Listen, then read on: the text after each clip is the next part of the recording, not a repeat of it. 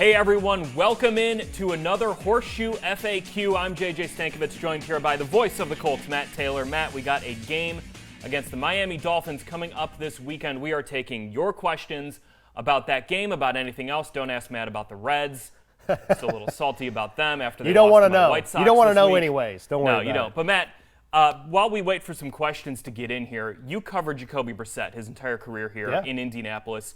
What can the Colts expect now that he's on the other side, starting for the Miami Dolphins on Sunday? Well, you can expect a pretty gutsy performance. I mean, he's a guy that's always going to keep you in the football game. In terms of the book on Jacoby, you know, he's a guy that doesn't take a lot of chances down the field. He's going to protect the football. He's always going to keep you in a football game. He's really good inside the pocket. He's tough to bring down. He's sort of like Ben Roethlisberger in that regard. You know, it takes 2-3 guys to sack him, to alter his throws. But he's a very deliberate quarterback. He is see a player down the field open, get him the football. He's not particularly adept at taking chances. You know, JJ, there's a game that immediately comes to mind that sort of encapsulates who Jacoby Brissett is. You know, you go back to 2019 in a game on the road, a Thursday night primetime game against the Houston Texans, and the Colts, it was kind of a frustrating game. You know, they won time of possession. They didn't turn the football over. They had a couple of takeaways. They ran for 150 yards. That was that Jonathan Williams game coming in for an injured Marlon Mack where he ran for over 100 yards. Colts did so many things well but still lost the football game, and a big reason why is on defense they gave up some big plays, but on offense they just didn't give enough. I think or get enough, I should say. You know, the longest completion in that game that I'm talking about for the Colts was 14 yards. So, again, Jacoby's not going to push the ball down the field, but it's a catch-22. He's not going to turn the football over either. He's a very safe quarterback. He's really good at running the football. You know, there's a stat that I looked up this week, going back to Jacoby Brissett. You know, he was that short yardage specialist last year in 2020, backing up Phillip Rivers. But if you go back to 2019 and 2020, Jacoby Brissett is a perfect 18 for 18 on third and short or fourth and short.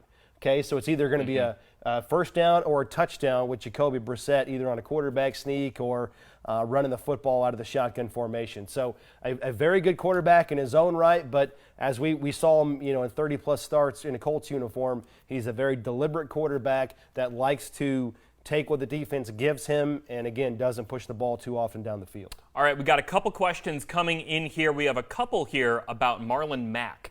We had a chance to hear from Marlon Mack today here on 56th Street about the potential of him being traded and it kind of being a mutual thing between him and the Colts to say, hey, look, you know, maybe we can make this a good thing for him, where he was not active on Sunday against the Tennessee Titans. So we've got it here. I'm going to go ahead and go with Devin's question here. How do you feel about the potential for a Marlon Mack trade? Just very straightforward on this. Mack, a guy who obviously had that 1,000-yard season in 2019, has that Achilles injury in 2020, now potentially on the trading block. Yeah, this to me is the latest example of how cruel and how harsh the business of the NFL can be, because Marlon Mack has done absolutely nothing wrong. In 2019, goes over 1,000 yards, and then in week 1 last year, he looks phenomenal in the first half, and then in the second half, tears his Achilles. He's out for the year, rehabs his guts out, and you know, if you go back just to get on a personal side of things with Marlon, last year he opted into the COVID season, even though he didn't obviously have to because he was on IR, meaning he was going through the daily protocols. He was testing every single day just to be with his team, to be around his teammates, to add any sort of wisdom that he could last year to the then rookie Jonathan Taylor. And then this year, you know, he's number 2 behind Jonathan Taylor. And again, rightfully so. Jonathan Taylor is a fantastic back. And I think going into the season, the Colts thought that Marlon Mack would be a nice insurance policy behind Jonathan Taylor if he got hurt. But I don't want to take any carries away from Jonathan Taylor because he's that good. I think he's a top 5 back in the NFL based on what we saw last year. So the Colts are trying to do right by Marlon and to find him another home where he can be more of a featured back. And it's good for Marlon to continue his career because he's only 25 years old coming off that Achilles injury. Yeah. You know, we talk about he's been in the league 5 years, but he's only 25. Yeah. So he's got a lot of good football ahead of him. And so good on the Colts to do right by Marlon Mack to hopefully find him a home where he can get some more taste of NFL action. You know, we had a chance to also talk with Jonathan Taylor today, and Jonathan was saying that last year, some of the words of wisdom that Marlon gave him kind of like sparked his season late in the year. And that just shows just how involved Marlon Mack is, how good of a teammate he is. You know, look, he's a guy who the Colts wanted to bring back in free agency. He wanted to come back here. Unfortunately, things work out where, like you said, you know, you have Jonathan Taylor, you have Nyheim Hines in that room, one of the most dynamic running back duos in the NFL, and a group that I think is going to continue to only get better and better this year. So it's a difficult spot for Marlon Mack to find time on the field. But that being said, what a teammate this guy is. I mean, he's still very involved with this team. You know, his teammates are saying today, you wouldn't even know anything's going on based on how he's being out on the practice field. Right. Just a really good guy, a guy you love having in your locker room, but also a guy who does deserve an opportunity to go out there and show who he is. Because like you said, he's only 25. Right. And he was saying today, like, I'm 25, but I feel like I'm an old guy in the league, to a room of reporters who are like 32 and in their 40s and 50s. And, you know, that made everyone in that room feel pretty old pretty quick. Right. And, you know, so when you're talking about a trade, at the end of the day, again, Marlon Mack is a great player, has been a great player for this team, has done some really good things since he was drafted in 2017 out of South Florida. That being said, though, JJ, maybe you agree with this. Again, it's a harsh reality in the NFL. He's a running back. And so what you're going to get in return, even though he's only 2 years removed from running over 1,000 yards, you're probably looking at a late round draft pick, maybe a day 3, 5, 6, or 7 return. But hey, anything you can get for a player that, you know, is it's not going to, we're talking right now, doesn't look like he's going to get a lot of carries, a lot of action behind Jonathan Taylor, again, rightfully so. You might as well do right by him and also get something back in return in terms of, you know, having some more darts at the dartboard in April coming up next year. All right, let's move on to another question here from Trev Dog. What is the key to better red zone efficiency for the Colts offense? Broad question. Where are you going with it? I mean, it's just about execution. And, you know, in the red zone, we always hear about that cliche, think players and not plays. The Colts have done a really good job of that. Their best red zone players are Nyheim Hines, Jonathan Taylor, and Zach Pascal. And when you think about when this team has cashed in, it's been Hines and Pascal, Pascal especially in the passing game. So to me, they've got the right idea, and they've tried multiple things. Obviously, they tried to power the football against L.A. in the interior of that defense against Aaron Donald and company. Obviously, that didn't work on that, 3 plays inside the 1 yard line of the first drive of that game. They tried to get cute later in the game with the shovel pass that was intended for Jack Doyle. He got rerouted by Aaron Donald. So they've been creative. And then last Sunday, they ran the ball inside the 20-yard line, then turned to the passing game when they had a goal-to-go situation against Tennessee. Again, tried to go a couple times to Pascal, just didn't work out. So to me, the right idea is in place. It's just all about execution. And that sounds so simple to say, but if the guys are on their P's and Q's inside the 20-yard line, that's when good things can happen. But listen, when you get 7 over 3 inside the 20, man, that makes such a big difference in the NFL when the margin for error is so slim. And take it from me as a guy that played defense in college, if you give up a 17-play drive, right? Remember that? The Colts went on a 17-play drive, the first possession of the third quarter against Tennessee, and they only got 3 points out of it. I can tell you firsthand as a defensive guy, you feel like you just won.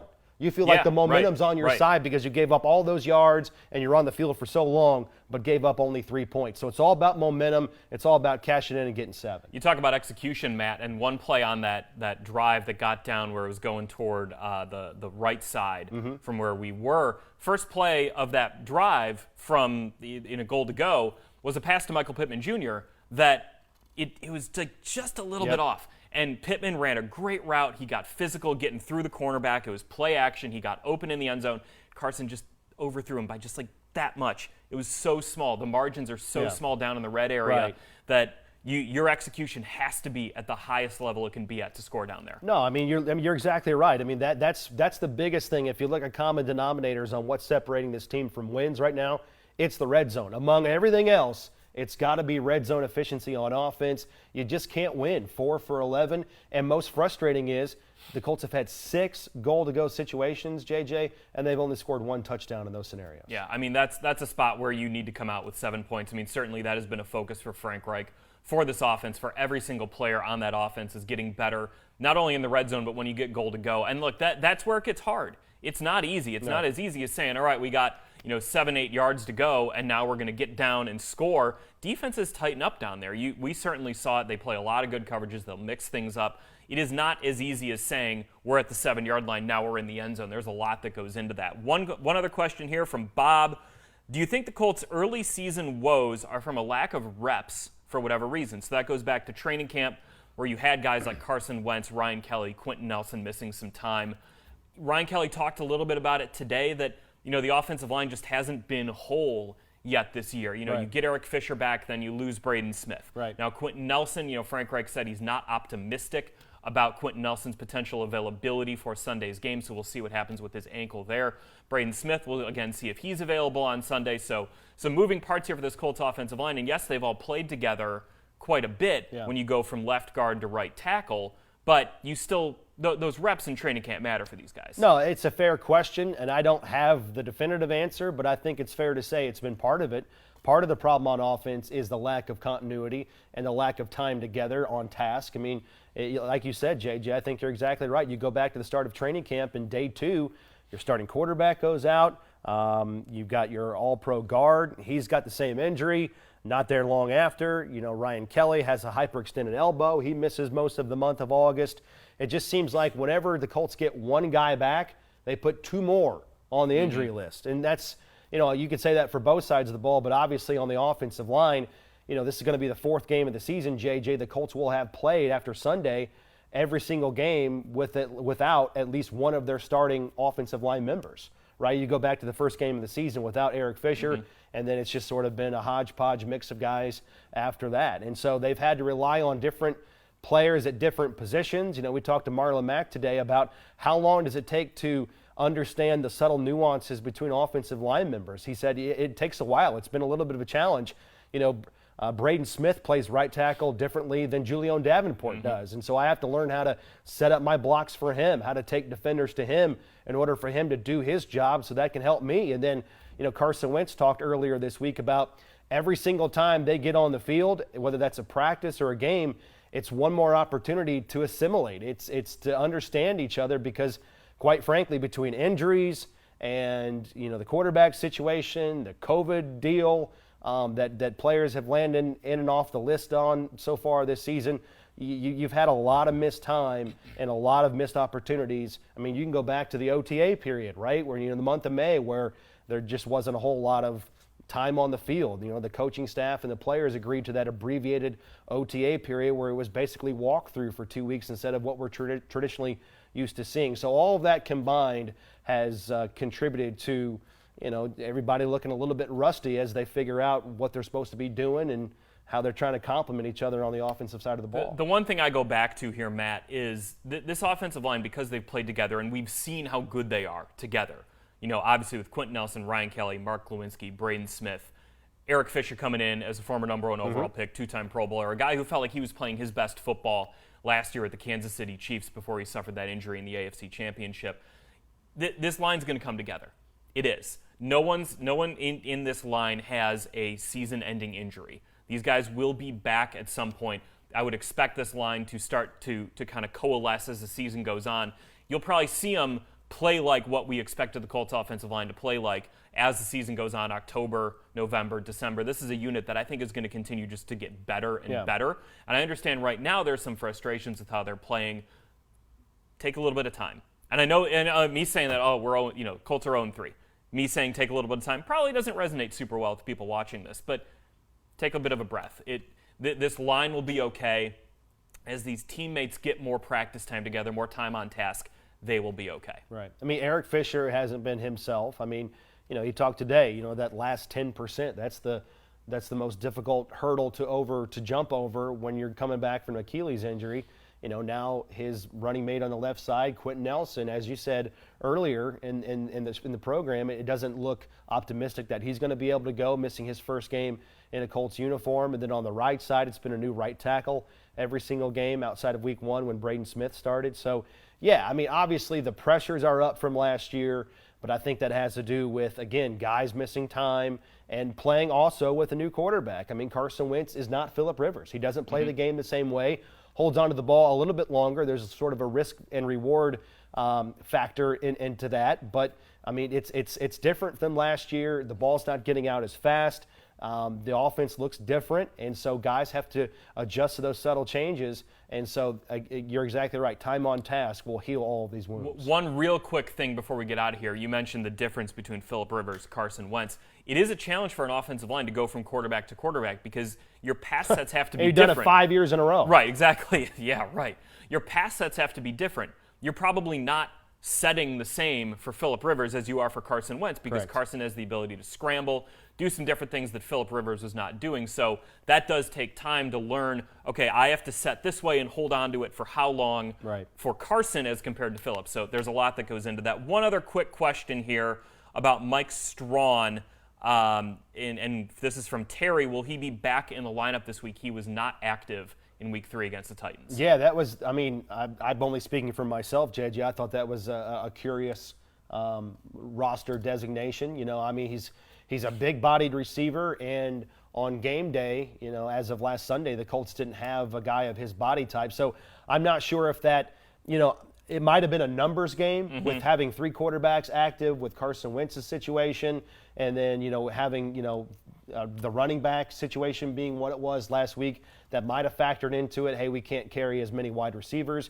as we want to. It might be a special teams thing where, Mike's not incredibly involved on special teams, and DeMichael Harris is. So that might have factored into it as well. But I think this is a big game for him. Correct me if I'm wrong, but his parents are coming to this game. This will be the first time his dad will see him play football. I mean, that's incredibly cool. And he plays wide receiver because of his dad, Jerome, who became friends with Michael Irvin, got him connected with Michael Irvin. I talked with Mike about this for a story a couple weeks ago. His dad is so important to him as a wide receiver and just calling him up and talking about little nuances and things that his dad sees on his game film in the NFL. So hopefully we see Mike Strawn, number 17, out there so he can get that moment with his parents. And by the way, this was from NFL Network. This is from Good Morning Football that they're flying Jerome Strawn to the game in Miami on Bahamas Air. It was a little gift from the folks at Good Morning Football. So shout out to Kyle Brandt and Kay Adams and everyone over there. That's incredibly cool. I mean, just you talking about it, man, that's giving me goosebumps. I'm trying to put myself into his shoes where he's trying to glorify his family, has done such a good job of that throughout his career to get to this point in the NFL, and then to play down in Miami, the closest, obviously NFL stadium to the Bahamas that his family can get to see him play for the first time. Man, I can't imagine just the juice that he might have in pregame warmups, knowing that he's going to go out and show out and try to represent his family in front of his family. All right, well, we will see on Sunday. Matt, you're going to be down in Miami. You can listen to the radio call from Matt Taylor and Coach Rick Venturi. I will be covering everything from Colts.com, on Colts.com, and on the Colts app, so follow along there. We will talk to you next week here on Horseshoe FAQ. For Matt Taylor, I'm JJ Stankevitz. Thanks for joining us.